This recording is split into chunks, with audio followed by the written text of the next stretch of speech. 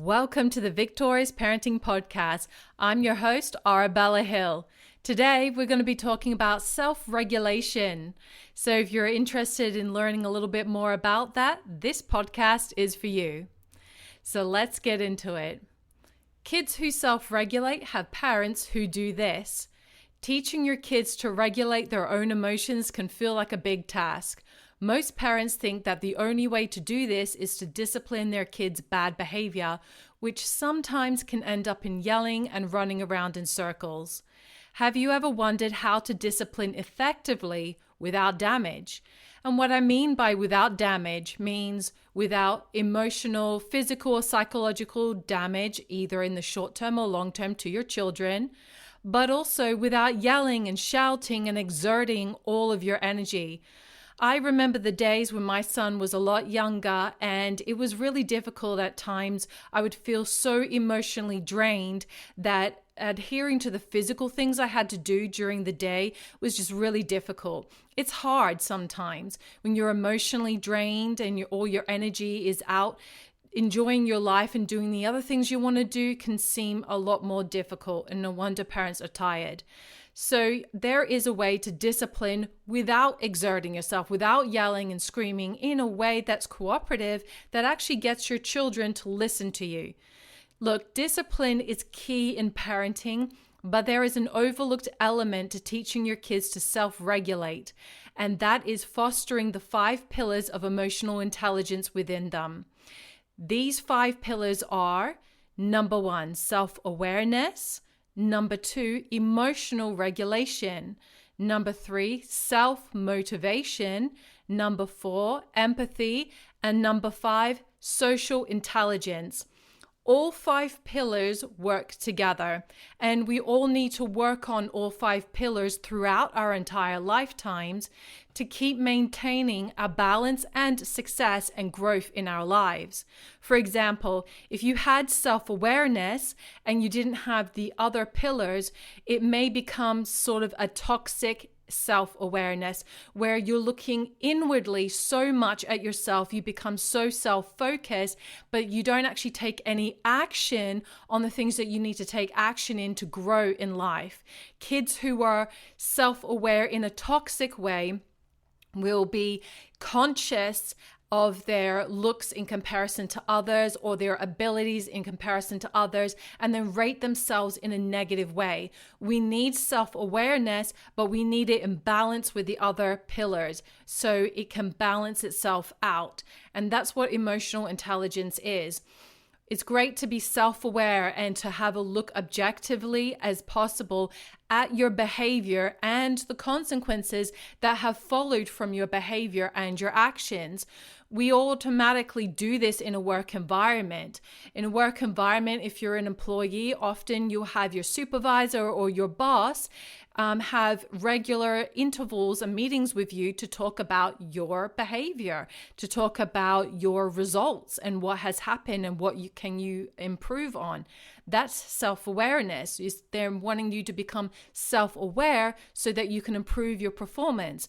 We need to be self-aware of how our behavior is affecting our children, and we also should be teaching our children how to be self-aware of their behavior and how their behavior and actions are actually producing the consequences that follow.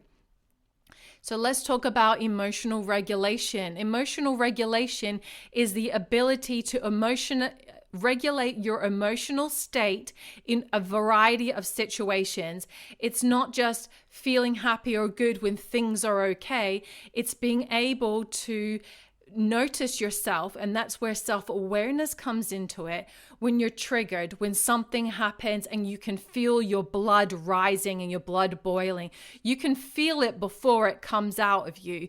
You can feel the tension starting to rise within you. You can feel that frustration starting to bubble up.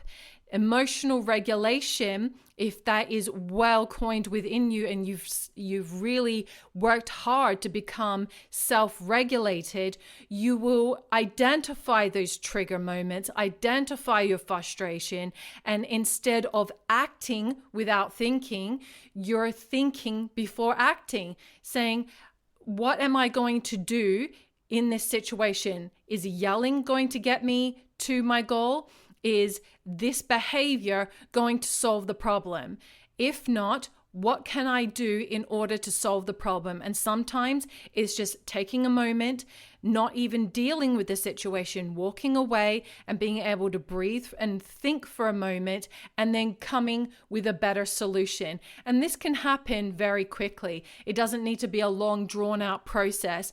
Once you practice emotional regulation, which is self-regulation, it will become easier to do it over time.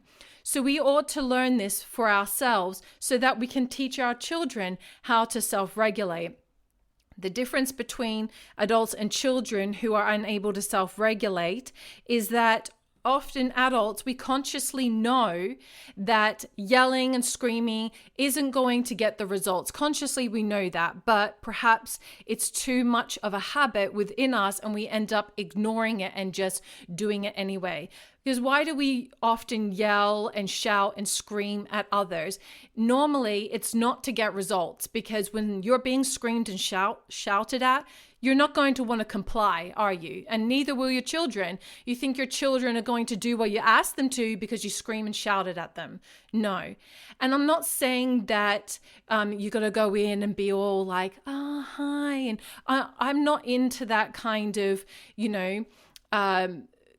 way of thinking, not disciplining. We're talking about good discipline, not toxic discipline here. If your children are doing something and they're hurting each other, going in and saying, hey, what do you think you were doing? You don't need to yell and scream and shout. It's just the, hey, walk in. Hey, what do you think you were doing? And I tell you what, you say that in a strong and authoritative voice, that'll get them to stop and notice. And then the rest of what you say shouldn't be shouting and screaming. Should be, this is what you're doing, these are the consequences, and now you're going to experience the consequences. No ifs, ands, and buts. That's what we've already agreed on as a family. So you have that as your rules beforehand, and they've broken the rules, and that's it. So no matter how much they try to manipulate, scream, or cry, you never rise to that level. You maintain your authority, you maintain your position without screaming or yelling. So number 3, self-motivation. Self-motivation is, motivating yourself. It's going to work every day. No one's made you do it. You're motivated, internally motivated to do it. How do you get your children to be internally motivated to clean up their rooms? Well, this encompasses the other 5 pillars. If you can create self-awareness in them, help teach them emotional regulation, empathy and social intelligence, and you speak to them in the way that they deserve to be spoken to, with leadership, with authority, without yelling and screaming at them, you can communicate in a way to them that helps them become self-motivated to do these things. When you help them understand how these things are benefiting them, it's not just you barking orders from a top-down mentality. And I'm just going to talk a little bit more about top-down mentalities. We have too much of that in our society, especially since the start of 2020 and now in 2021, especially here in Australia, it's even worse. We have this top-down mentality approach where the top barks orders down to the subordinates below, and we must follow without any question, without any critical thinking. And I tell you what, that leads to tyranny. That doesn't lead anywhere good. That's called authoritarianism. And there is a section in my Discipline Without Damage book talks about the different styles of parenting, and one of them is authoritarian parenting, and it outlines and shows how authoritarian parenting actually leads to a breakdown of the relationships within the family. It doesn't do any good in the long run. It destroys bonds and destroys families. What we want is authoritative parenting, authoritative leadership. That's cooperative leadership, cooperative parenting. Still has authority and still has all of that needs to be done at the top, but you're helping your subordinates, you're helping your children to become self-motivated by helping them understand in a cooperative manner why they need to do the rules, why they need to clean their room, why they need to do these things. Help them understand from that perspective, have clear consequences, and follow through with them. Don't be one of these parents. And when your kids start going off and they're pushing all your buttons, you're going to break down emotionally and be one of these mothers. And I had one of these mothers, and I've witnessed other people throughout my lifetime be like this as well, where they lose it. They don't have emotional regulation. They have no real authority in their homes. They've lost all authority and leadership, and they start crying at their kids, why are you doing this to me? Why are you yelling? Why are you doing this to me? Why are you doing this to me? I can tell you unequivocally, your children are not doing this to you. They are not fighting to try and wear you out. This isn't a personal vendetta against you. When you start thinking like that, you've automatically put yourself into a victim mentality, and you've just lost your position as the authority and the leader in your home. Don't do that. And if you've done that, stop that today. No more victim mentality. You are not a victim of your children. You are a leader of your children. Now lead with integrity, with authority. And the way to do that is to learn emotional intelligence, is to practice it. This is not something that we are born with. This is something we must learn and we must practice every single day. This is something I still have to practice, and I will be practicing till the day I die for the rest of my life. Because if you don't continue in this, you'll become stagnant. You know, I've heard people say, well, that's just the way I am. No, that's not just the way you are. That's the way you've chosen to be. And that's where you choose to stay. And you will never grow and you will never move forward unless you choose differently. We can change at any stage in our lives. It doesn't matter if you're 20, 40, 50, 60, 80, you can change at any stage in your life. It is your choice, and that is up to you, and that is your self-responsibility. And that is a part of emotional intelligence as well. So let's look at number 4, empathy. Empathy isn't feeling sorry for somebody. When you feel sorry for somebody, you're doing it almost, there are a couple of different ways. Sometimes when you feel sorry for somebody, you're doing it from a perspective of like, I'm over here, I'm up here, and you're kind of broken down here, and pat on the head, I feel really sorry for you, thinking, thank goodness that's not me. Okay, when you also feel sorry for somebody, it could be from a perspective of like, oh my goodness, your house burned down. That's terrible. Why? I can't personally relate to that. I really feel sorry for you from that perspective. So empathy isn't necessarily feeling sorry for somebody. Empathy is seeking to understand, then to be understood. Empathy is saying, look, you're going through something that I can't personally understand, or maybe you can personally understand, but what you're doing is you're listening. It's active listening to that person, listening to their pain, listening to what they're going through, listening to their concerns. When you're displaying empathy towards your children, you're listening to them, hopefully without judgment, really listening and really trying to seek out understanding about their emotional and mental and physical state. That's true empathy. That's true love.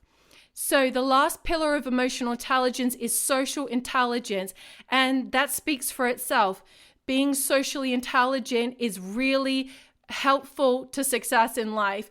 If we're not socially intelligent, we're not going to be able to get along with others. Now, sometimes in society, we almost seem, especially for women, if we're not almost like gentle and being too agreeable with everybody, we can be seen as like being harsh or too masculine and things like that. If women tend to have more authority in their voice, tend to have more of a presence, there are some people in society who would see that as, oh, she's a bit manly or things like that. All of that is just absolutely rubbish. I'll tell you that right now. Women, you can still be fully woman, you can still have your femininity, and you can have a presence of leadership and authority. And social intelligence helps when you go out into an environment and you mix with a group of very different people. You know that, hey, through these people, I am going to portray my information to them in this way, on their level of understanding. Social intelligence helps. It's not trying to be friends with everybody and get everybody to like you, because not everyone will like you. And no matter what you say or do, or how beautiful or kind or whatever you are in life, there are always going to be some people somewhere who just hate you and who just want to see you destroyed. It doesn't matter who you are. There are people out there that you will come across. So don't be a people pleaser. Be socially intelligent instead. So those are the 5 pillars of emotional intelligence, and that's why they're so incredibly important to understand, and not just understand, to learn and to practice. I hope this podcast has helped you today. I have a course called Unshakable Confidence for Kids where I teach about the 5 pillars of emotional intelligence. You can find that on my Victorious Parenting website called victoriousparenting.com, or on the front of my Facebook page. Facebook page is at Victorious Parenting.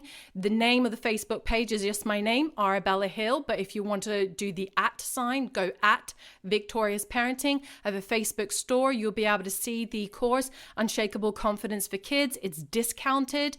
And if you're interested in learning to discipline without damage, I have my new book that's just been released not long ago, and it's sold over 1,000 copies in just the last 2 weeks.